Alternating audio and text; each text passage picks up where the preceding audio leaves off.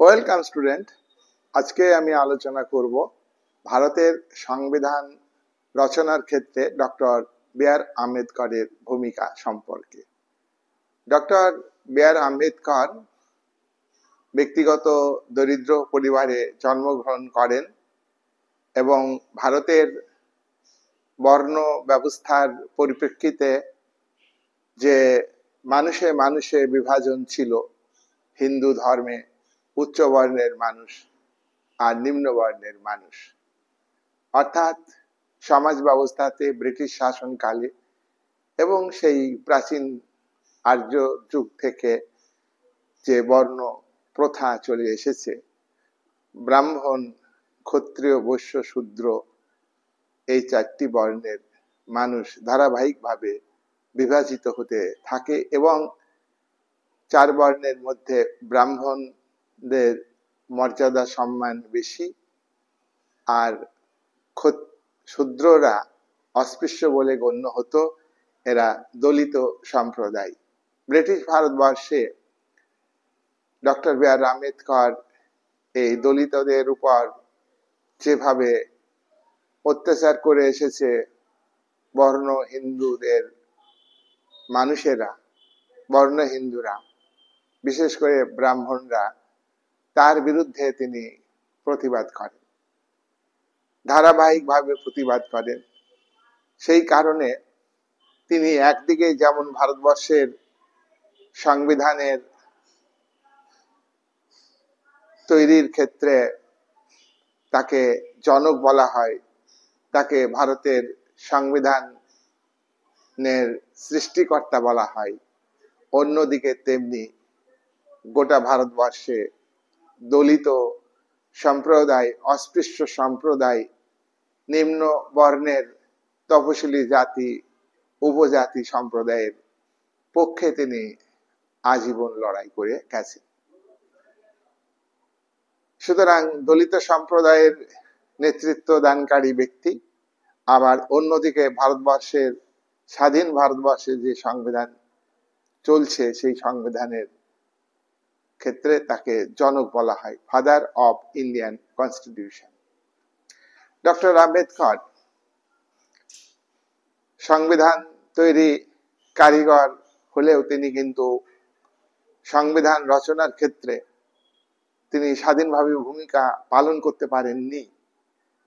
সে কথা তিনি তার বিভিন্ন সময়ে বিভিন্ন বক্তব্যে তুলে ধরেছেন।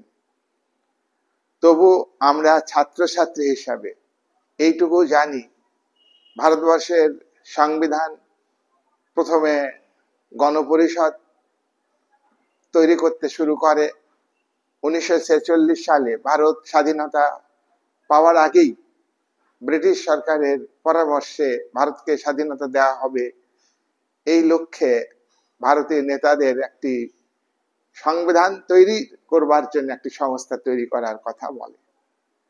সেই কথা অনুযায়ী ভারতের নেতৃত্ব 1946 সালে 389 জন সদস্য নিয়ে একটি সংবিধান তৈরি সংস্থা গণপরিষদ তৈরি করে। এই গণপরিষদ ভারত স্বাধীনতা না পেলেও সংবিধান রচনার কাজ শুরু করে দেয়।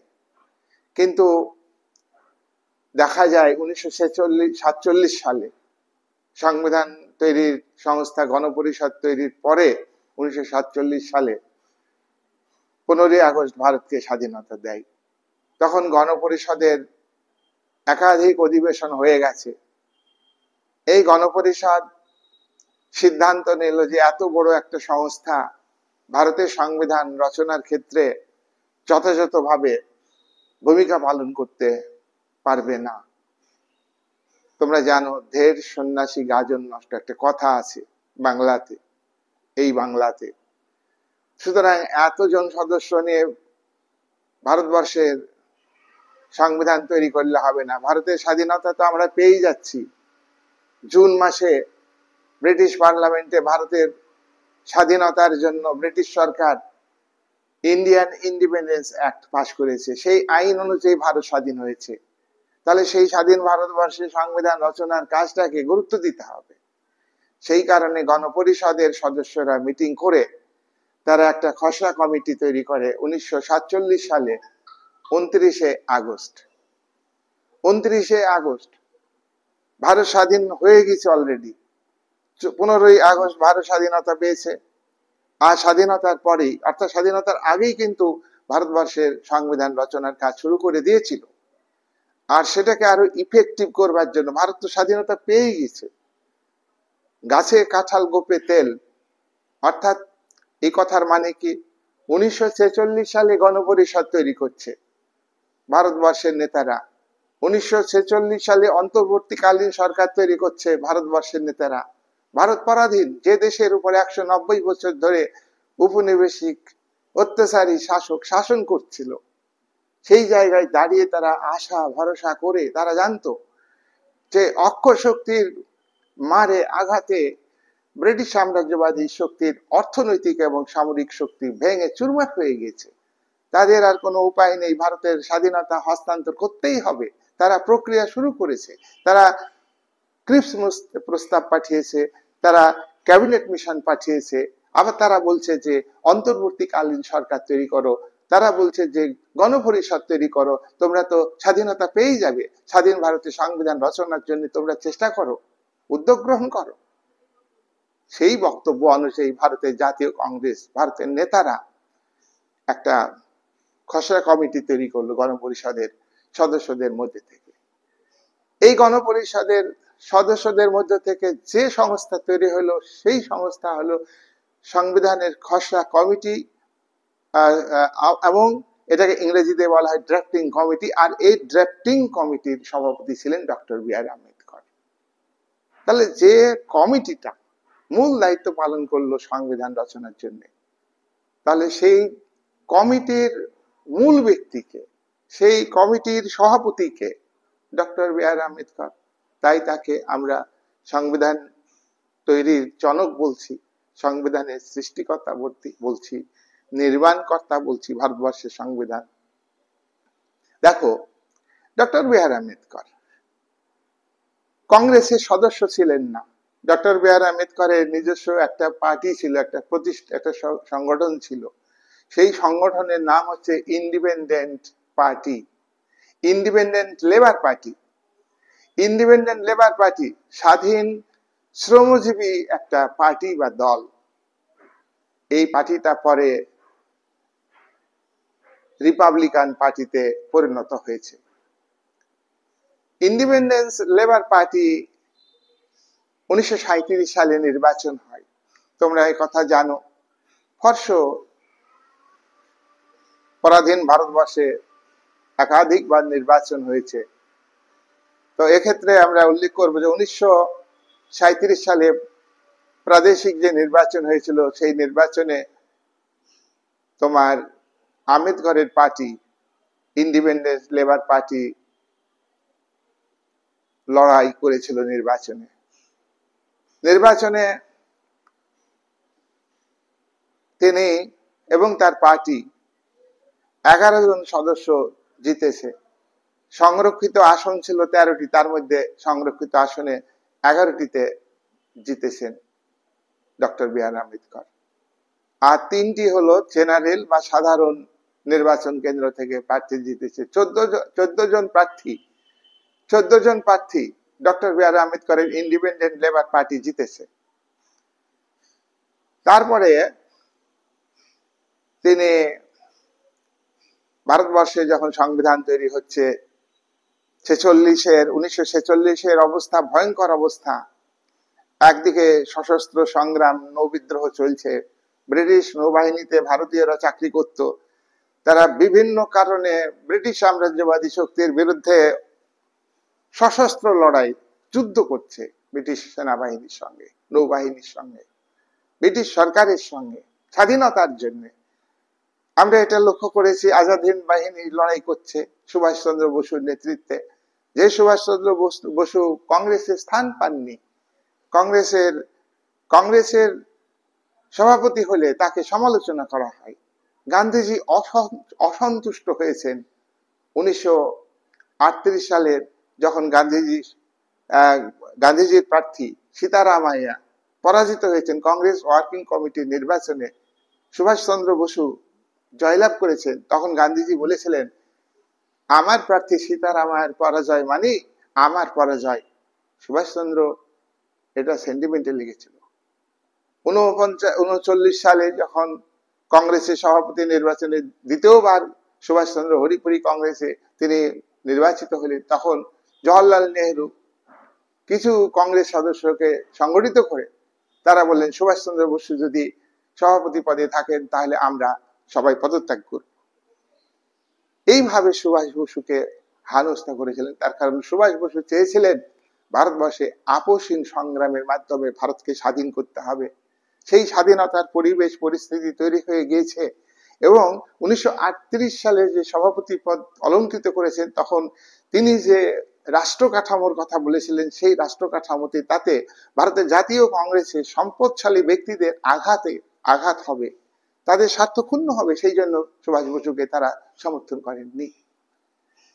তাই কংগ্রেস মনের মতো পরিবেশ পেয়েছে, সাম্প্রদায়িক দাঙ্গা চলছে, কংগ্রেসের কোনো যায় আসে না। গান্ধীজি সাম্প্রদায়িক দাঙ্গার বিরুদ্ধে অনশন করেননি, গান্ধীজি বহু অনশন করেছেন। গান্ধীজি দেশ ভাগের বিরোধিতা করেছেন, কংগ্রেস দেশ ভাগের বিরোধিতা করেছেন, কিন্তু নামে মাত্র বিরোধিতা, প্রকৃতপক্ষে বিরোধিতা নয়। তাহলে এইরকম একটা পরিস্থিতিতে কংগ্রেস ভারতবর্ষের একটা বিরাট অংশ সংখ্যা লঘিষ্ঠ হলেও অস্পৃশ্য জাতি, তপশিলি জাতি, উপজাতি, হিন্দুদের মধ্যে যারা পিছিয়ে পড়া মানুষ, তাদের সংখ্যা অনেক, কিন্তু তারা টোটাল ভারতের জনসংখ্যার তুলনায় সংখ্যালঘু। এরা পিছিয়ে আছে, আর এদেরকে সংগঠিত করছে ডক্টর বি আর আম্বেদকর। তাই ডক্টর বি আর আম্বেদকরকে যদি আমরা এই গণপরিষদের মাধ্যমে যে খসড়া কমিটি হলো, সেই কমিটির সভাপতি করে দিই, তাহলে এই অস্পৃশ্য সম্প্রদায়ের সমর্থন আমরা পাব। অস্পৃশ্য কারা? এখানে সমকালীন যুগে যারা অর্থনৈতিক দিক থেকে পিছিয়ে আছে, যারা সামাজিক দিক থেকে মর্যাদা পান না, পিছিয়ে আছে, সামাজিক অধিকার নেই, স্বাধীনতা নেই, যাদের রাজনৈতিক অধিকার নেই, সেই সমস্ত অধিকার তাদের ফিরিয়ে দিতে হবে, তাদের পাইয়ে দিতে হবে। এই জন্য গান্ধীজি, এই জন্য বি আর আম্বেদকর কংগ্রেসের ডাকে সাড়া দিয়ে খসড়া কমিটির সভাপতি হয়েছেন। তার একটাই লক্ষ্য ছিল যে ভারতবর্ষের দলিত সম্প্রদায়ের মানুষকে অর্থনৈতিক, সামাজিক, রাজনৈতিক বঞ্চনা থেকে, শোষণ থেকে, অত্যাচার থেকে রক্ষা করতে হবে। এই ছিল তার জীবনের ব্রত। দলিত সম্প্রদায়কে নিয়েই তার মুভমেন্ট।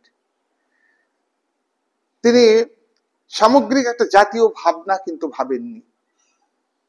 তিনি ভেবেছেন মুষ্টিমেয় ব্রাহ্মণ যারা দলিতদের উপরে অত্যাচার নিপীড়ন করত, তাদের বিরুদ্ধে তিনি আন্দোলন সংগঠিত করেছেন।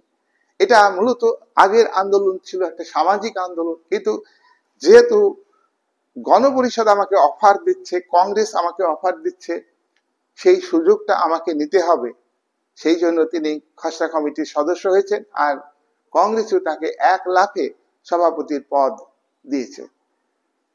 তাহলে ডক্টর বি আর আম্বেদকর এত বড় একটা দায়িত্ব পেয়েছেন, এই দায়িত্ব কেমন ভাবে পালন করেছেন, তার কি ভূমিকা ভারতবর্ষের সংবিধান রচনার ক্ষেত্রে, তার অনেক কি অবদান। তার অবদান আছে এখনো এসসি এসটি তাদের চাকরি, পড়াশোনা, বিভিন্ন দিক থেকে আসন সংরক্ষণের ব্যবস্থা পাচ্ছে। পঞ্চায়েত লেভেলে যেটা হচ্ছে ক্ষমতা বিকেন্দ্রীকরণ, গ্রাম অঞ্চলে ক্ষমতা বিকেন্দ্রীকরণ, শহর অঞ্চলে পৌরসভা, বড় বড় শহরে কর্পোরেশন, সেখানে নির্বাচনে আসন সংরক্ষিত হচ্ছে। সেখানে পঞ্চায়েতের 3টি স্তরে আসন সংরক্ষণের ব্যবস্থা আছে, গ্রাম পঞ্চায়েতে আসন সংরক্ষণের ব্যবস্থা আছে, পঞ্চায়েত সমিতিতে আছে, জেলা পরিষদে আছে। সমস্ত ক্ষেত্রে মেম্বার পদে, সভাপতির পদে, সহসভাপতির পদে, সভাধিপতির পদে, সহসভাধিপতির পদে, চেয়ারম্যানের পদে, কাউন্সিলরের পদে, সব জায়গায় আসন সংরক্ষণের ব্যবস্থা আছে। এটা কিন্তু ডক্টর বি আর আম্বেদকরের লড়াই করার ফলে তার ফসল এখন সাধারণ মানুষ গ্রহণ করছে। কিন্তু এসসি এসটি সংজ্ঞা সংবিধানে যেটা আছে সেটা হলো অর্থনৈতিক দিক থেকে পিছিয়ে পড়া মানুষ, হিন্দু ধর্মের অর্থনৈতিক দিক থেকে পিছিয়ে পড়া মানুষ, সামাজিক দিক থেকে মর্যাদাহীন মানুষ, পিছিয়ে পড়া মানুষ, রাজনৈতিক দিক থেকে পিছিয়ে পড়া মানুষ, তারাই হলো এসসি এবং এসটি। কিন্তু ভারত সরকার এর মধ্যে বিভিন্ন কাস্ট যুক্ত করে দিয়েছে। আজকে নমশূদ্র কি অমুক, এই সমস্ত কাস্ট, মানুষের যে বিভেদ, জাতিতে জাতিতে বিভেদ, একদিকে বিভেদ তুলতে গিয়ে আর একদিকে পরোক্ষভাবে বিভেদ সৃষ্টি করেছে ভারত সরকার ডক্টর বি আর আম্বেদকরের এই আদর্শকে কার্যকরী করতে গিয়ে। এবং আরো বলা যায় এসটি এসসিদের জন্য যে আসন সংরক্ষণ, সেটা বলা হয়েছিল যে সংবিধান তৈরির দিন থেকে, চালুর দিন থেকে, সংবিধান চালু কবে হয়েছে? 1950 সালে 26শে জানুয়ারি। এই দিন থেকে 10 বছর পর্যন্ত চলবে।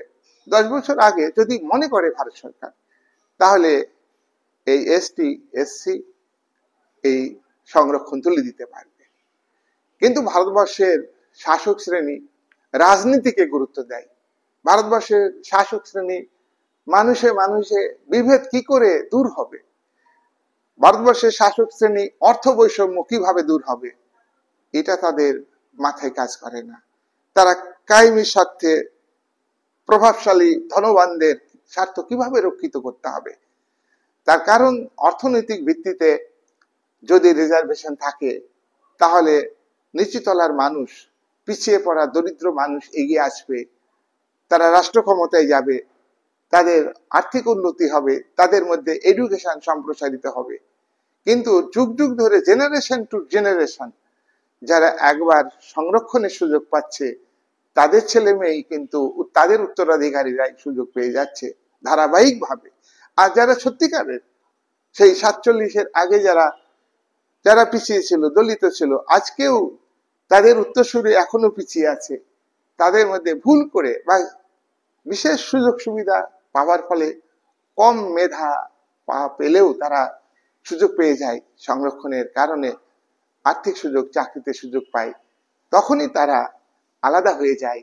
মূল যে এসসি এসটি, মূল যে অর্থনৈতিক সামাজিক রাজনৈতিক দিক থেকে পিছিয়ে আছে, সেই পিছিয়ে পড়া মানুষ থেকে তারা বিচ্ছিন্ন হয়ে যায়। তাহলে সংবিধানের যে ব্যাখ্যা অর্থনৈতিক সামাজিক দিক থেকে রাজনৈতিক দিক থেকে পিছিয়ে পড়া মানুষের জন্যই সংরক্ষণ, সেটা কিন্তু কার্যকরী হচ্ছে না। যাই হোক, ডক্টর বি আর আম্বেদকর খসড়া কমিটির সভাপতি হলেন। তিনি কি ভূমিকা পালন করেছিলেন সেটা আমরা আলোচনার মধ্যে দিয়ে তুলে ধরব। গণপরিষদ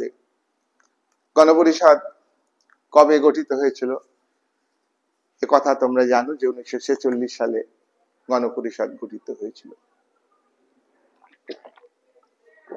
কেন গঠিত হয়েছিল সে কথাও তোমরা জানো।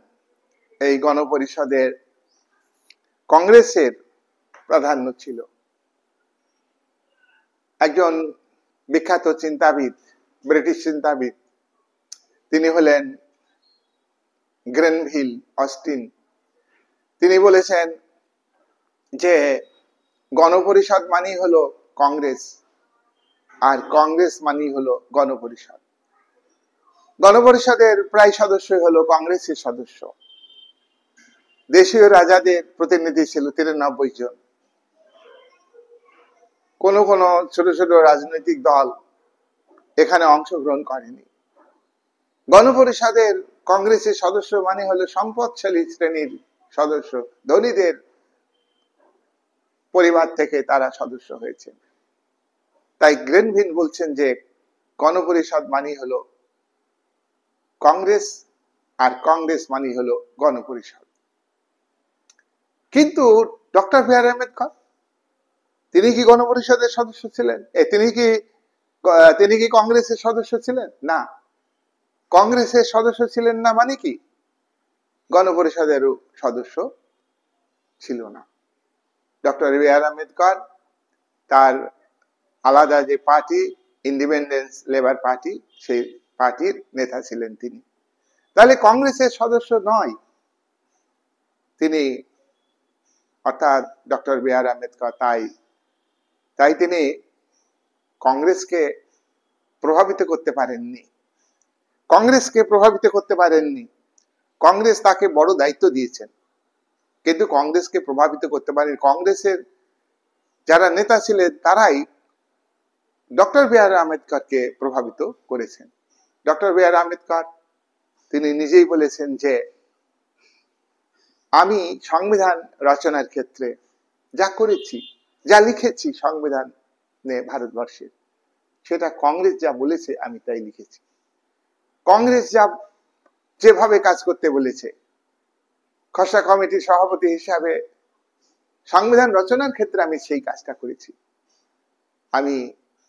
আমি সংখ্যাগরিষ্ঠের ইচ্ছাকে মর্যাদা দিয়েছি। সংখ্যাগরিষ্ঠ মানে কংগ্রেস সংখ্যাগরিষ্ঠ। আমি তো কংগ্রেসের সদস্য নয়, আমি খসড়া কমিটির সদস্য। তাই কংগ্রেসের ইচ্ছাকে আমি সংবিধানের খসড়া কমিটির সভাপতি হিসাবে সংবিধানে স্থান দিয়েছি। এ সংবিধান হচ্ছে, আমি ডক্টর বি আর আম্বেদকরের সংবিধান নয়, এ সংবিধান হচ্ছে কংগ্রেসের সংবিধান। যারা মার্কসিস্ট, যারা নিরপেক্ষ, তারা এই কথা বলেছেন যে ভারতের সংবিধান হলো ধনিক শ্রেণীর দ্বারা তৈরি সংবিধান। জাতীয় কংগ্রেস তো ধনিক শ্রেণীর দল, সম্পদশালী, জমিদার, জোরদার, পুঁজিপতি শ্রেণীর প্রতিনিধি হলো কংগ্রেস। আর কংগ্রেসকে ব্যবহার করেছে ব্রিটিশ সাম্রাজ্যবাদী শক্তি নিজেদের সাম্রাজ্যকে টিকিয়ে রাখার জন্য, নিজেদের সাম্রাজ্যকে ভারতে সুদৃঢ়ভাবে প্রতিষ্ঠিত করবার জন্য। বাস্তবে কিন্তু তাই হয়েছে।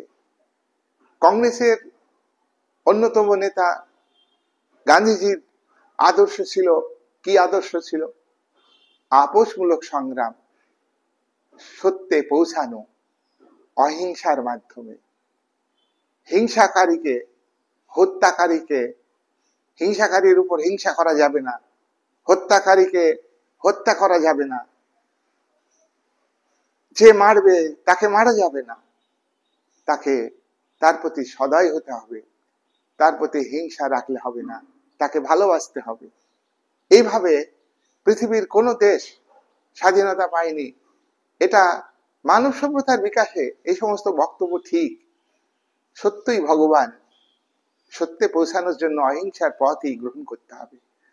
পাপকে ঘৃণা করো, পাপীকে নয়।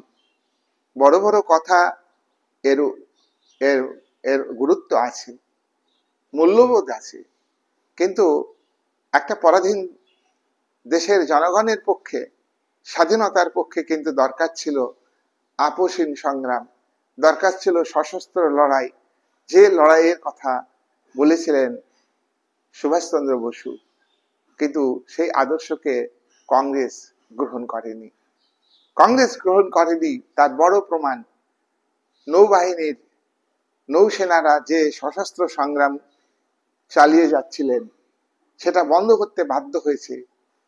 নেভাল কমিটির সভাপতি এম এস খান বলেছিলেন যে আমরা মাথা নত করেছি ভারতীয় নেতাদের কাছে, ব্রিটিশ সাম্রাজ্যবাদী সরকারের কাছে মাথা নত করেনি।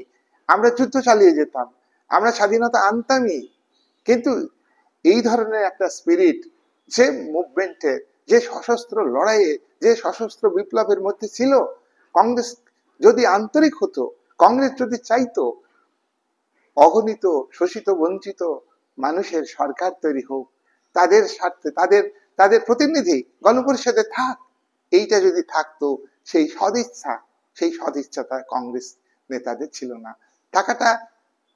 না থাকাটাই স্বাভাবিক। তারা ধনিক শ্রেণী, তারা সুট বুট পরা ভদ্রলোক, বিলেতি শিক্ষায় শিক্ষিত, ইংরেজি শিক্ষায় শিক্ষিত। সুতরাং এই জায়গায় দাঁড়িয়ে ডক্টর বি আর আম্বেদকর একজন দলিত সম্প্রদায়, তার উপরে কংগ্রেসের তাবড় নেতারা নেহেরু, রাজেন্দ্র প্রসাদ, সর্দার বল্লভভাই প্যাটেল, আবুল কালাম আজাদ, এই চারজন কংগ্রেসের মধ্যে মেন নেতা ছিলেন। সুতরাং তাদের বক্তব্যকেই ডক্টর বি আর আম্বেদকর বলেছেন, তাদের বক্তব্যকেই আমি গুরুত্ব দিয়েছি, তাদের আদর্শ, তাদের নীতি আমি সংবিধানে উল্লেখ করেছি। নাম্বার 2, কংগ্রেস নেতা নেহেরু, আর কংগ্রেস নেতা নেহেরু ছিলেন বলেই তো 1946-এর অন্তর্বর্তীকালীন সরকারের প্রধানমন্ত্রী ছিলেন।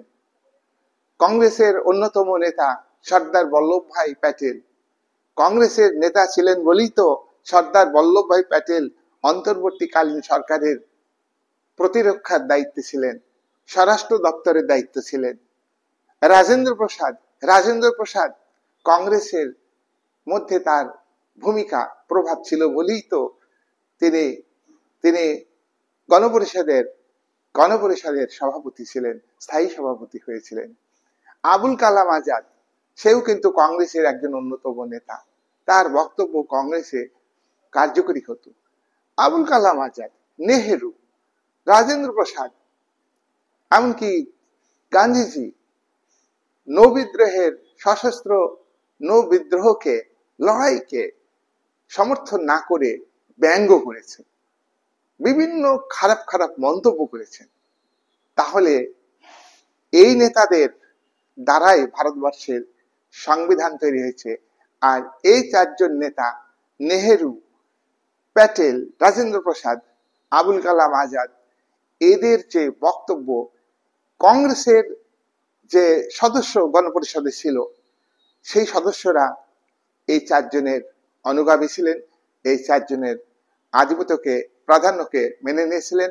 তাই গ্রেনভিল অস্টিন বলছেন এই সর্বব্যাপক প্রাধান্য কংগ্রেসে এই চারজন নেতা, এই চারজনের বক্তব্য শুনে ডক্টর বি আর আম্বেদকর খসড়া কমিটির সভাপতি হিসাবে তিনি কাজ করেছেন। এই চারজন গান্ধীজিকে উপেক্ষা করেছেন।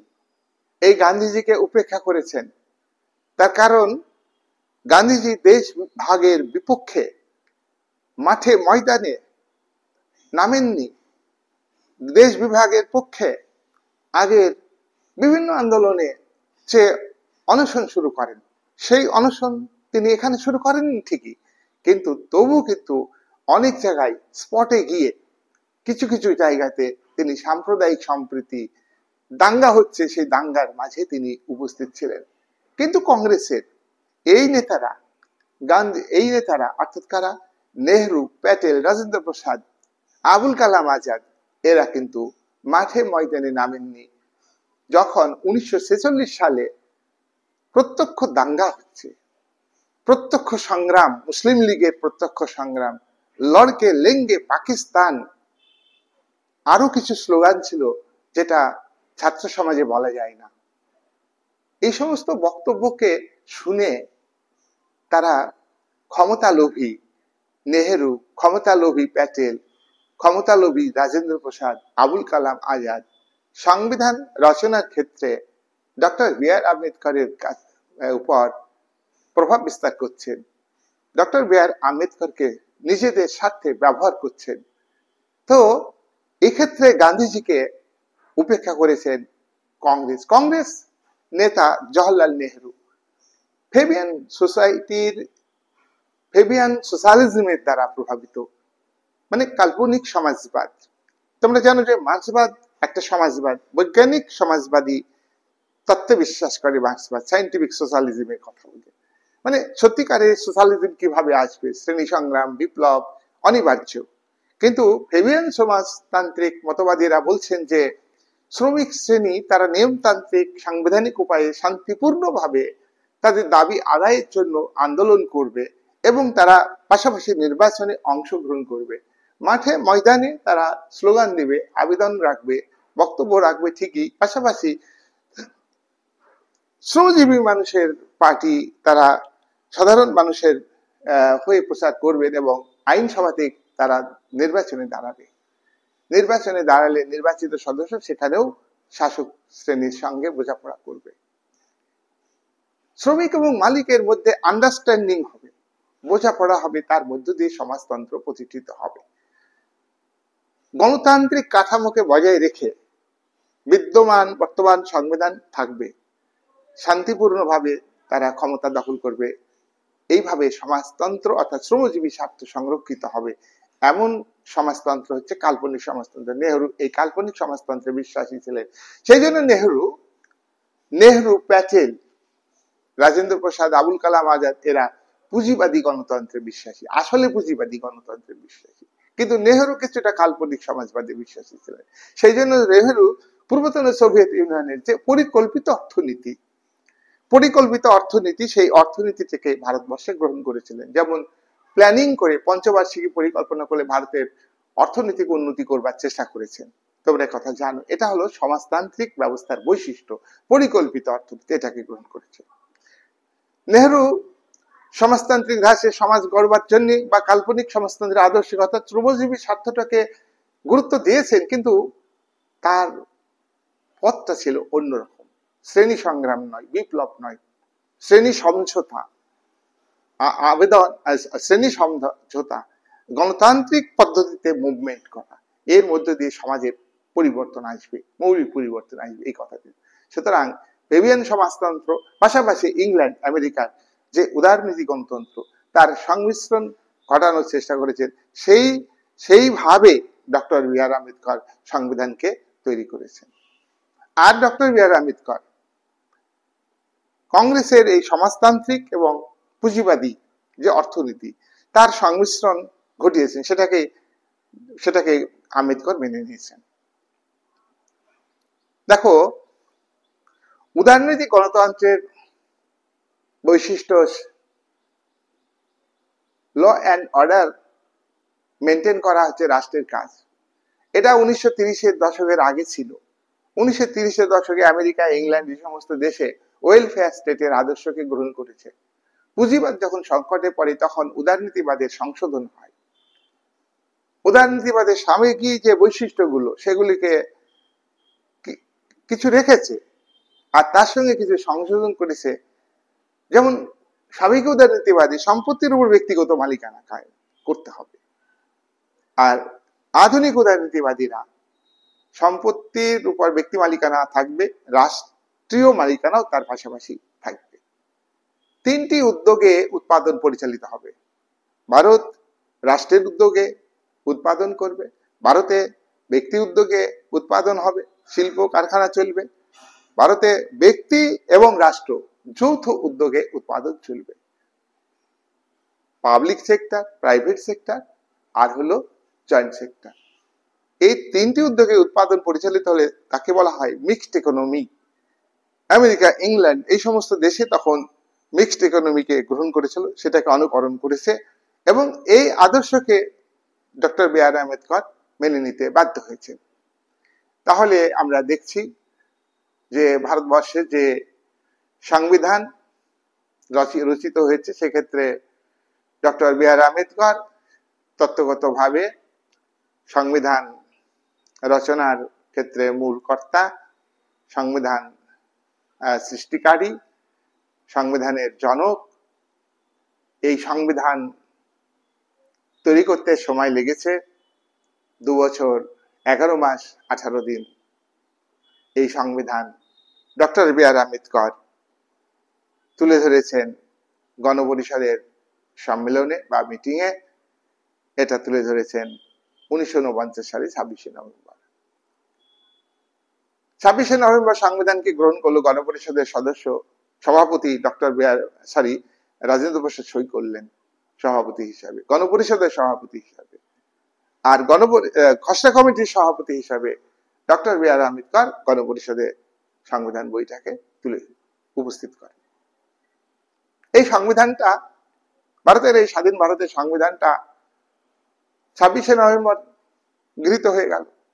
তাহলে 27শে নভেম্বর চালু হলো না কেন? 2 মাস সময় কেন লাগলো? 2 মাস সময় নিল এই কারণে, 2 মাস পরে হচ্ছে 1950 26শে জানুয়ারি, তোমরা এটা জানো। এবং এই 1950 26শে জানুয়ারি এটাকে রিপাবলিকান ডে হিসাবে পালন করা হয়। রিপাবলিকান ডে, প্রজাতান্ত্রিক দিবস, সাধারণতান্ত্রিক দিবস, বিভিন্ন নাম আছে। তোমরা একথা অবশ্যই জানবে যে 1929 সালে, তার আগে কিন্তু কংগ্রেস ভারতের পূর্ণ স্বাধীনতা দাবি করেনি। ও হোম রুল লীগ আন্দোলন হয়েছিল অ্যানি বেসান্তের, তিলকের নেতৃত্বে। সেই আদর্শকেও কিন্তু প্রথমে গুরুত্ব দেয়নি। পরবর্তীকালে অনেক বার্গেনিং এর মধ্য দিয়ে হোম রুল লীগের স্বায়ত্তশাসনের দাবিকে গ্রহণ করেছিল কংগ্রেস। আর 1921 থেকে 1928 এই সময়ে কংগ্রেসের মধ্যে দুটো পন্থী হয়ে যায়, একটা বামপন্থী, একটা দক্ষিণপন্থী। গান্ধীপন্থী হচ্ছে দক্ষিণপন্থী, বামপন্থী মানে এখানে মার্কস এঙ্গেলসের আদর্শে বিশ্বাসী বামপন্থী নয়। অপেক্ষাকৃত কংগ্রেসের মধ্যে প্রগতিশীল চেঞ্জ চাই, তারা দ্রুত চেঞ্জ চাই, তারা ভারতবর্ষের স্বাধীনতা চাইছে। কিন্তু গান্ধীজি স্বাধীনতা চাইছেন না, তিনি ভারতের স্বায়ত্তশাসন চাইছেন। যাই হোক, 1929 সালে লাহোরে কংগ্রেসে মিটিং বসলো। সেখানে অনেক দুই পক্ষের মধ্যে বামপন্থী এবং দক্ষিণপন্থী, অপেক্ষাকৃত পরিবর্তনশীল পন্থী বামপন্থী, আর অপেক্ষাকৃত পরিবর্তন চাই না রক্ষণশীল গান্ধীপন্থী, তারা হলো তোমার দক্ষিণপন্থী। বার্গেনিং এর পরে সিদ্ধান্ত হয় যে আগামী বছর থেকে, এখানে বামপন্থীরা জয়লাভ করলো কংগ্রেসে, আগামী বছর থেকে আমরা ভারতের পূর্ণ স্বাধীনতার জন্য একটা দিবস পালন করব। সেই দিবসটা হচ্ছে 1930 26শে জানুয়ারি। আজকের মিটিং এ এই সিদ্ধান্ত হলো, এটা 29-এর মিটিং, আগামী বছর থেকে অর্থাৎ 1930 সালের 26শে জানুয়ারি থেকে আমরা প্রতি বছর স্বাধীনতা দিবস হিসাবে পালন করব। এবং কংগ্রেস 1931, 1932 এই ভাবে 1947-48 পর্যন্ত তোমার ওই স্বাধীনতা দিবস হিসাবে পালন করেছে। 49-এও স্বাধীনতা দিবস হিসাবে পালন করেছে। কিন্তু সংবিধান 1949 26শে নভেম্বর গ্রহণ করা হলো। তাহলে পরের বছর যেটা 1950 সাল, সেই 26শে জানুয়ারি দিনটাতে আমরা এই স্বাধীন ভারতের এই সংবিধান আজকেই আমাদের গ্রহণ করা হয়ে গেল, আমরা এটাকে কার্যকরী করব 1950 সালে 26শে জানুয়ারি।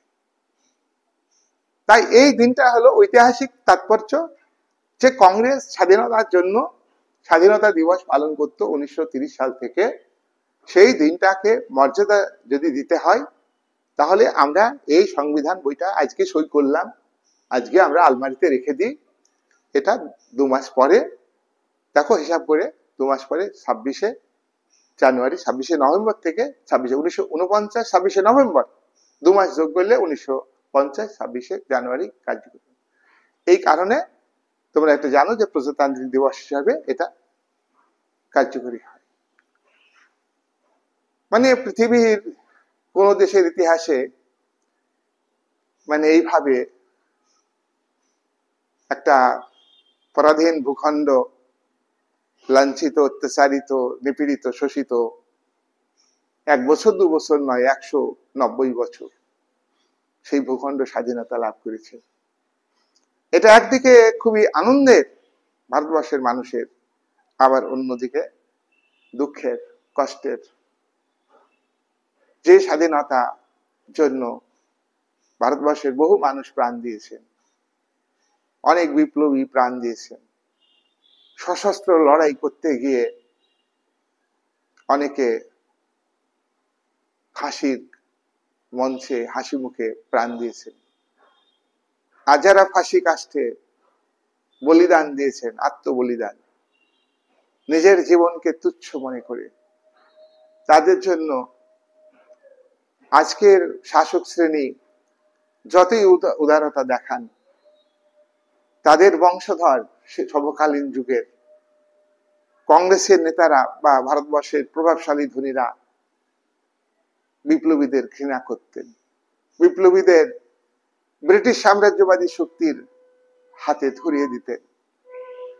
সুতরাং তাদের রক্ত, তাদের নিঃস্বার্থ ত্যাগ, তাদের দেশ ত্যাগ, তাদের দেশপ্রেম আজকে ভারতবর্ষের ছাত্রছাত্রীদের পড়ানো কতটা হয় সে বিষয়ে খুবই সন্দেহ আছে। যাই হোক, ডক্টর বি আর আম্বেদকর কে আলোচনা করতে গিয়ে আমরা তাকে ছোট করতে পারি না। তিনি সত্যিই তো অস্পৃশ্য মানুষ, তারাও মানুষ। বর্ণ বিভাজন এটা কৃত্রিম, এটা ভগবান সৃষ্টি করেনি, এটা ঈশ্বর সৃষ্টি নয়, এটা মানুষ সৃষ্টি করেছে। আজ যুগের যারা শিক্ষিত মানুষ তারা নিজেরাই শাস্ত্রের কথা বলে ভণ্ডামি করে নিজেদের নাম দিয়েছে ব্রাহ্মণ। তারাই ভাগ করে দিয়েছেন কাজের ভিত্তিতে, যারা যে কাজ করত সেই কাজগুলোকে ব্যাখ্যা করে তারা বুদ্ধিমান। নাম দিয়েছেন ক্ষত্রিয়, নাম দিয়েছেন বৈশ্য, নাম দিয়েছেন শূদ্র। আর তারই ভিত্তিতে আজ পর্যন্ত সমাজ ব্যবস্থাতে মানুষে মানুষে বিভাজন, এটা অকাম্য, এটা অমানবিক। শুধু সংবিধানের পাতায় ডক্টর বি আর আম্বেদকর সংরক্ষণের সুযোগ দিয়েছেন। সংরক্ষিত আসনে যারা সুযোগ পাচ্ছেন, একটা জেনারেশন পেয়ে গেলে পরপর জেনারেশন পাচ্ছে। আর যারা অবহেলিত, বনে জঙ্গলে যারা খেতে পান না, যারা শিক্ষার অধিকার থেকে এখনো বঞ্চিত, আর দেশের প্রত্যেকটা সরকার, ভারতবর্ষের হোক সারা পৃথিবীরই, অবহেলিত মানুষের জন্য মুখে বলে, সংবিধানের পাতায় লিখে, কাজে করে না। ভোট ব্যাংক, ক্ষমতা বড় বালাই। সেই কারণে তারা শোষিত বঞ্চিত মানুষকে নিয়ে ভেটা খেলে, রাজনীতির ফায়দা লুটে তারা তারা ভোট ব্যাংক তৈরি করে নিজেদের গদি কিভাবে টিকিয়ে রাখবো। এক্ষেত্রে ভারতীয় গণতন্ত্রে কি সরকারি দল কি বিরোধী দল একই ভূমিকা, মুদ্রা রেপিট আর ওপিট। তাই ডক্টর বি আর আম্বেদকর সেই প্রেক্ষাপটে কেন স্থান পেলেন?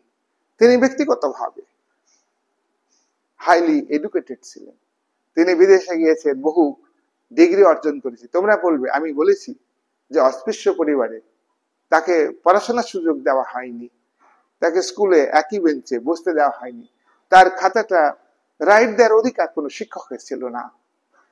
শিক্ষকরা রাইট দিলে তাকে একঘরে করে রাখা হতো। সমাজ ব্যবস্থা এইরকম ছিল। জল পিপাসা পেলে তাকে আলতো ভাবে তাকে টাচ না করে জল দিতে হতো, দিত কোনো, সেও অনেকটা মানবিক সেই ছাত্রটা দিত। তাহলে এহেন পরিস্থিতিকে মোকাবেলা করে মহারাষ্ট্রের একজন মহারাজা তাকে অর্থনৈতিক সহযোগিতা করে বিদেশে পড়তে পাঠান। তার বহু ডিগ্রি, তার মতো ডিগ্রি ভারতবর্ষের কোনো মানুষের আছে কিনা সেটা কিন্তু বিতর্কের বিষয়, সেটা সন্দেহ আছে। তাকে হয়তো সেই ট্যালেন্টকে, সেই প্রতিভাকে মর্যাদা দিয়েছিলেন। তাই ডক্টর বি আর আম্বেদকরের আদর্শকে নিয়ে আজকে যে নোংরা রাজনীতি চলছে, অস্পৃশ্যতার কথা বলছে, সত্যিকারের যারা অস্পৃশ্য মানুষ তাদেরকে ফিরিয়ে আনতে হবে, সামাজিক আন্দোলন গড়ে তুলতে হবে, দায়িত্ব নিতে হবে। তারা লেখাপড়ামুখী না, লেখাপড়ামুখী করতে হবে। সরকারি প্রকল্প ঘোষণা করে নয়, সরকারি প্রকল্প ঘোষণা করে যারা লেখাপড়া জানে না তাদেরকে লেখাপড়া শেখানো সম্ভব নয়। হাজার হাজার কোটি টাকা সর্বশিক্ষা মিশন, সর্বশিক্ষা অভিযান, নিরক্ষরতা দূরীকরণ ভারত সরকার, রাজ্য সরকার যৌথভাবে ব্যয় করেছে। শিক্ষা হলো যৌথ তালিকা। কজন লেখাপড়া শিখতে পেরেছে? কেউ। শিক্ষক সমাজ, আজকের যারা শিক্ষাবিদ, আজকের যারা শাসক শ্রেণী, এও তো দিতে পারবে যে একজন দুজনও হয়, যার নিজের প্রচেষ্টা ব্যতিক্রমী ভাবে চেষ্টা করে, মুখে বলা হয়, খাতায় বলা হয়, সংবিধানে বলা হয়, কিন্তু আসলে করা হয় না। তাই কোনো মানুষকে অন্য মানুষ যদি ঘৃণা করে তাহলে সে দুঃখ পাবে, আঘাত পাবে। যারা আঘাত দেয় তারা কি, তাকে যদি কেউ দুঃখ দেয়, তাকে যদি অসম্মান করে, সে কি শান্তি পায়? পায় না। তাই ইচ এন্ড এভরিবডি, প্রত্যেকটা মানুষ, বিশ্বের সব মানুষ, সব দেশের প্রত্যেকেই আত্মমর্যাদা আছে, আত্মসম্মান আছে। সেই আত্মসম্মানের জায়গাতে ডক্টর বি আর আম্বেদকর আঘাত পেয়েছিলেন। তার জন্যই তিনি অস্পৃশ্যতা তুলবার জন্যই আন্দোলন সংগঠিত করে।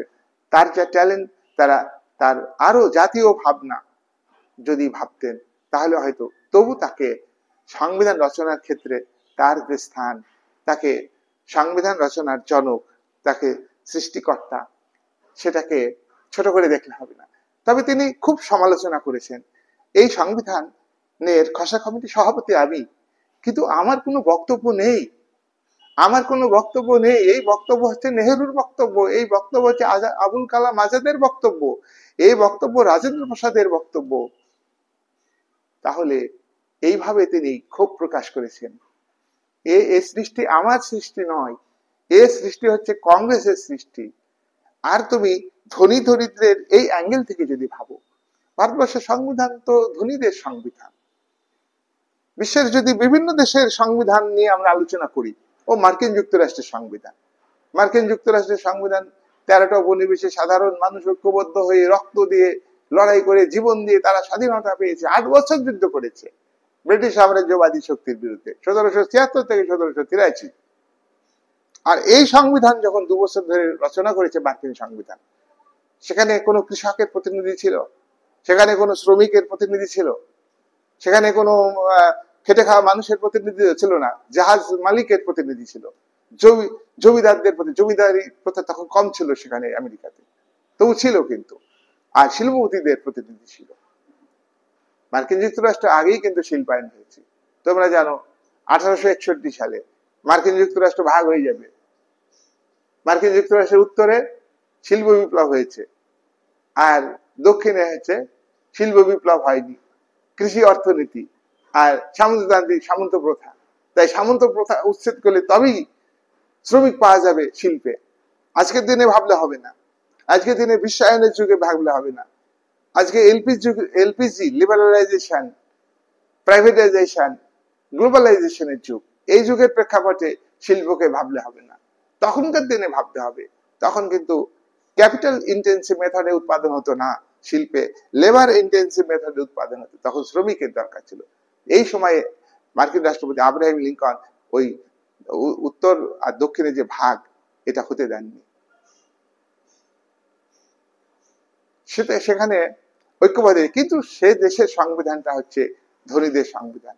যা কিছু অধিকার, যা কিছু স্বাধীনতা ধনীদের স্বার্থে, সাধারণ মানুষ সেখানেও বঞ্চিত হয়।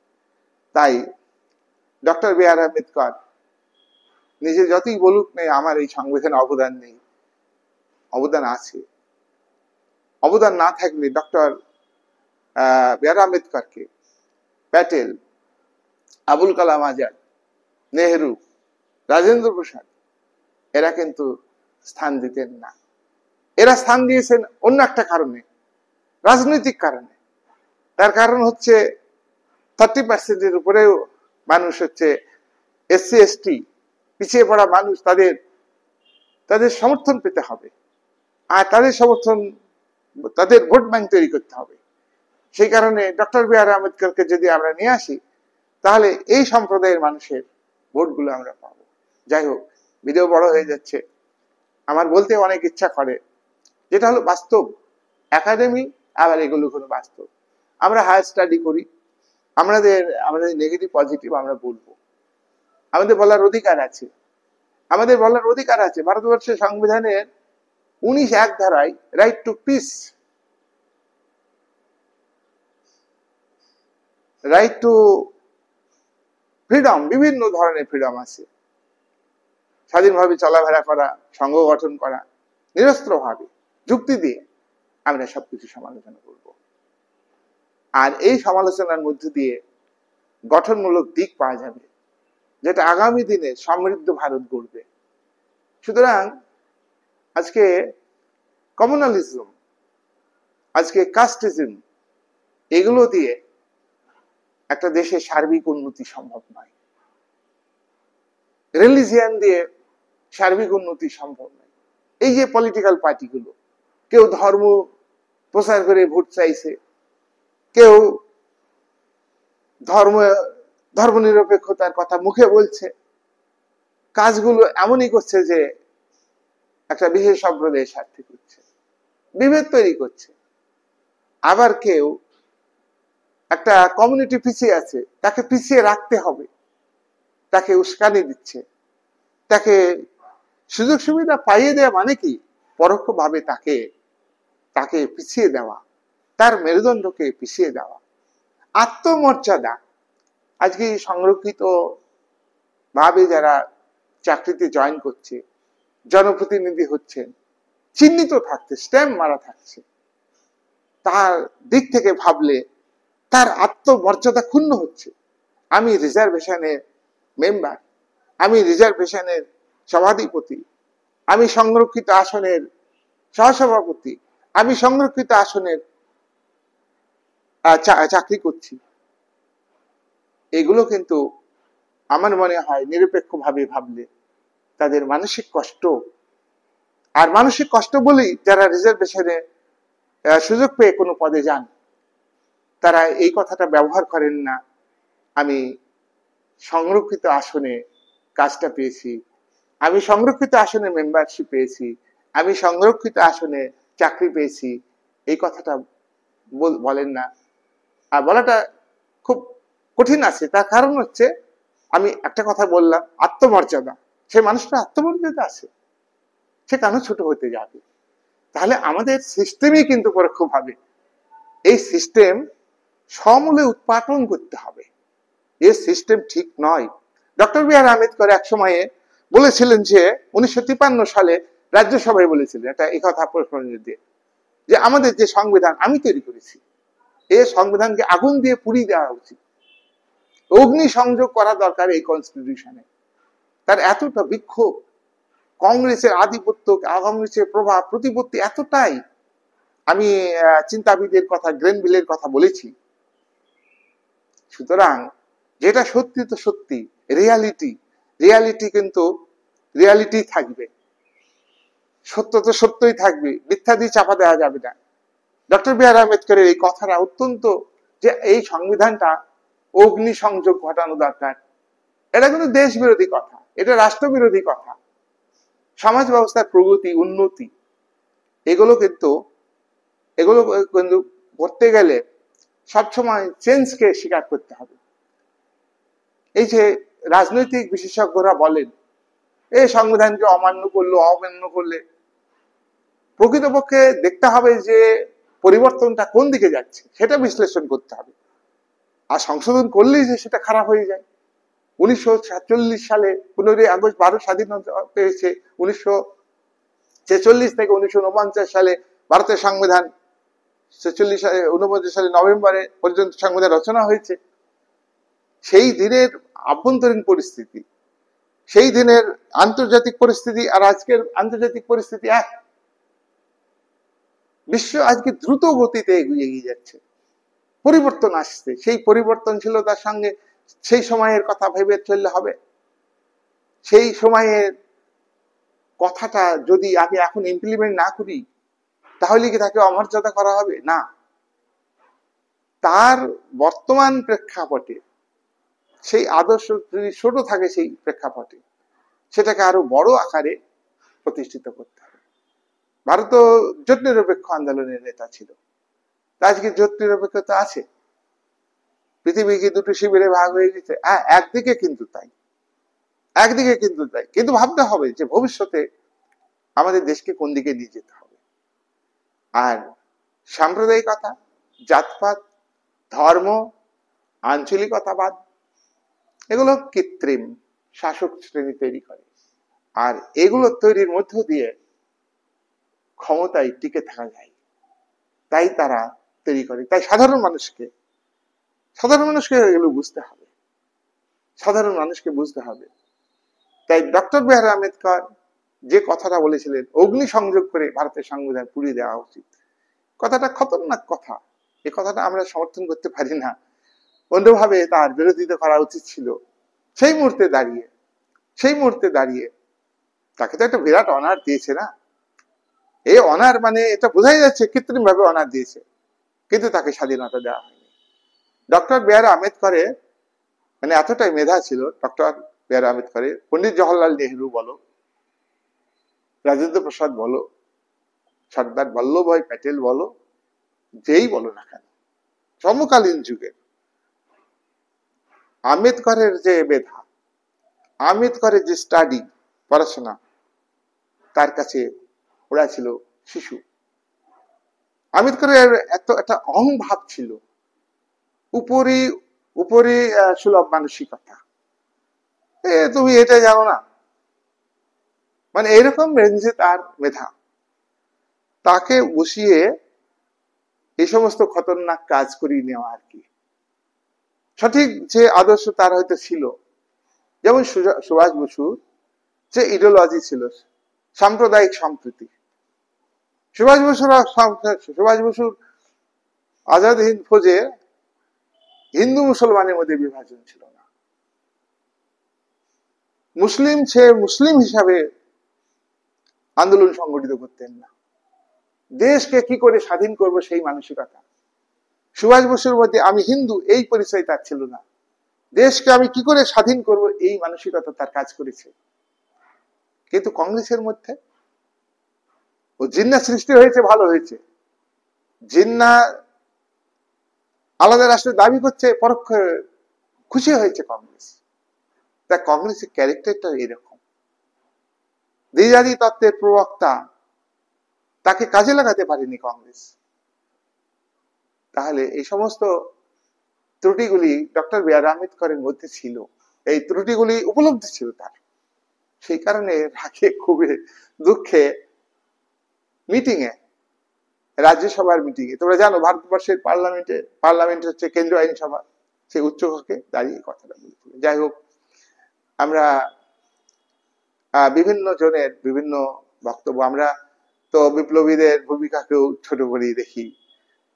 কিন্তু কেন গেল যে দেশের মা বাবা বোন অত্যাচারিত হচ্ছে, নীলকর সাহেবদের অত্যাচারের কথা তখনকার যুবশক্তি পড়েছে, প্রীতিলতা ওয়াদ্দেদার, গণেশ ঘোষ বা বিনয় বাদল দীনেশ, ক্ষুদিরাম, তারা ভেবেছে দেশের জন্য, তাদের মন কেঁদেছে।